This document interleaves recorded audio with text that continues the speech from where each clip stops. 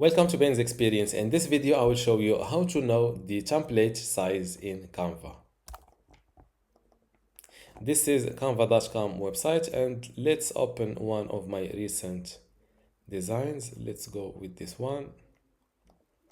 Now, to know the size of this template, just go to share, then hit download, and you can see the template size below the size slider. Before I continue this tutorial, I want to let you know that you can get access to my Canva Essentials online course today for free. Inside this course, you will learn many things, including how to get started with Canva, basic Canva operations like how to add text, how to add a background, how to add an audio, video, etc.